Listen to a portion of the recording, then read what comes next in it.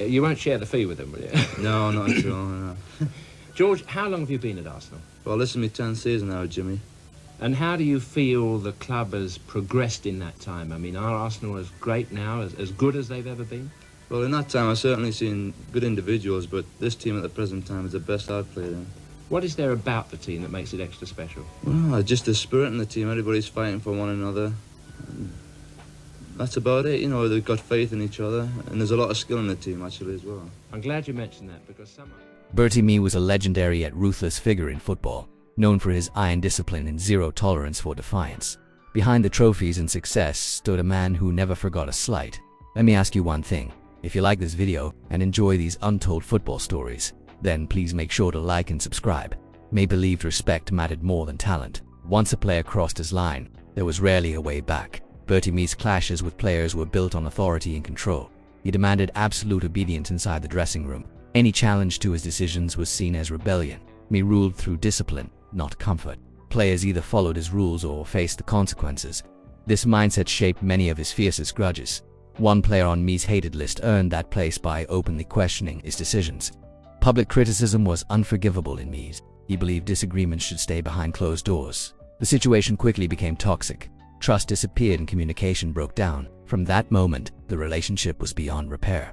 Another name on the list belonged to a player whose discipline constantly failed him. Despite clear talent, his poor timekeeping and weak training effort infuriated Mee. He believed bad habits spread quickly through a squad. Mee refused to compromise his standards. Talent could not outweigh attitude. Eventually, this player was pushed aside. The third player clashed with Mee purely because of personality. Strong opinions and a fearless attitude led to constant arguments. Mee viewed outspoken players as a threat to unity. Tension grew with every disagreement. Their relationship became hostile and strained. Respect was lost on both sides. The final player crossed Mee's ultimate red line through off-field behavior. Negative attention and embarrassment to the club were unacceptable. Mee believed players represented the badge at all times. Once that image was damaged, forgiveness was impossible. He acted decisively and without emotion. The door was firmly closed. These four players revealed the harsh reality of Bertie Mee's leadership style. He created champions, but ruled with fear and authority. Careers were shaped and sometimes broken under his watch. His grudges left lasting scars. Yet his legacy remains powerful and controversial. Bertie Mee never compromised his principles. Frank McLintock was not just another player under Bertie Mee. He was the club captain and the heartbeat of Arsenal's defense. As a leader on the pitch, McLintock commanded respect from teammates and fans alike.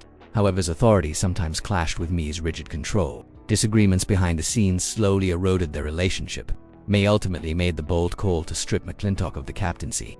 It was a decision that shocked the dressing room. The removal of McLintock as captain symbolized a deeper power struggle at Arsenal. Mee believed no player, not even the captain, could challenge his authority. McLintock, used to leading by voice and presence, found himself sidelined.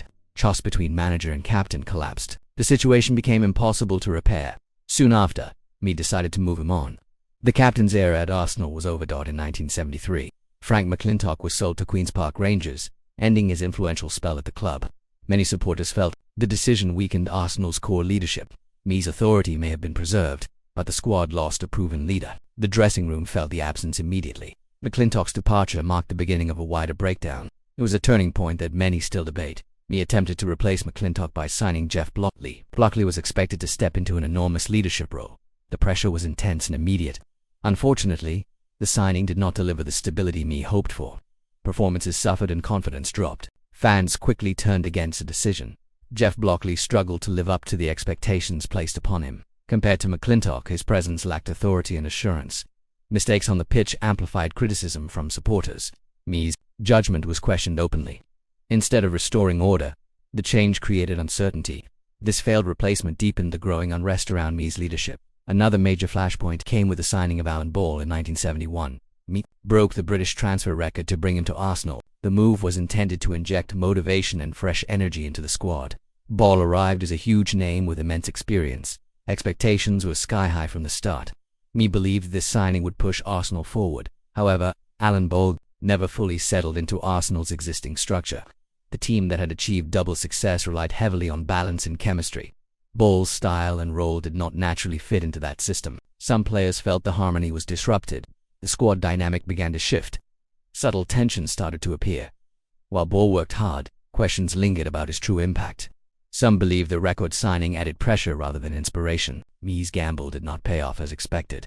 Instead of strengthening unity, it highlighted cracks within the team. The double-winning side slowly began to fragment. Friction followed both on and off the pitch. Ray Kennedy's story was even more painful for Arsenal supporters. He was a vital part of the double-winning team and a fan favorite. Kennedy embodied strength, consistency, and big-game presence. Yet his relationship with me reportedly deteriorated. Disagreements over roles and treatment became increasingly serious. The trust between them faded. Kennedy's exit from Arsenal shocked many fans. Losing such an important player felt unnecessary and damaging. Soon after leaving, he joined Liverpool and achieved tremendous success. His trophies at Anfield made Arsenal's decision look even worse in hindsight. For many, this confirmed me. Rogerty had cost the club dearly. The sense of regret only grew with time. Charlie George was another symbol of Arsenal's internal conflict, a local hero with natural flair. George represented creativity and confidence. Mee's strict management style clashed with George's expressive personality. Discipline issues and disagreements became frequent. Mee preferred control, while George thrived on freedom. Their relationship steadily deteriorated despite his talent. Charlie George found himself increasingly marginalized.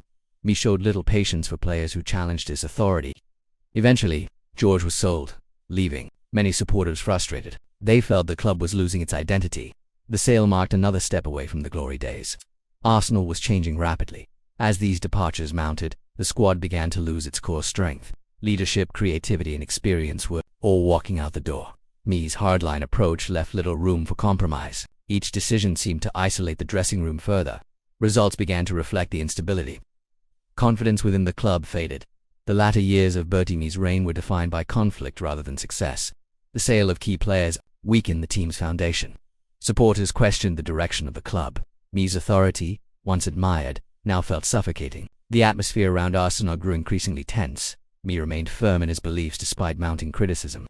He felt discipline and control were essential, even as results declined. However, the cost of constant disputes became impossible. To ignore Arsenal no longer resembled the dominant force of earlier years. The gap between past glory and present reality widened. By 1976, the pressure surrounding Bertie Mee was overwhelming. The team had lost its edge, and the unity was gone. Disputes with players had taken a heavy toll. Mee recognized the situation was no longer sustainable. His resignation marked the end of an era. It was a quiet exit. After years of turbulence, Bertie Mee's legacy remains deeply complex. He built a legendary team but later dismantled it through conflict. His disputes with star players reshaped Arsenal's future. Some decisions still divide opinion today. Love him or criticize him, Mee's impact is undeniable. His reign serves as a powerful lesson in leadership and control. Bertie Mee's story reminds us that success and conflict often walk hand in hand in football. His rise to glory was built on discipline, but his fall was shaped by disputes. The same authority that created champions eventually pushed stars away. That balance between control and trust defined his legacy. Few managers have left such a complicated mark on a club when you look back at Arsenal's decline in the mid-1970s. These player conflicts stand out clearly. Losing leaders like McLintock and Kennedy weakened the squad's identity. Creativity faded after Charlie George's exit. Even bold moves like signing Alan Ball failed to heal the cracks. The double-winning spirit slowly disappeared. Some fans still argue Mee was right to stand firm. Others believe flexibility could have saved the team. The debate continues decades later.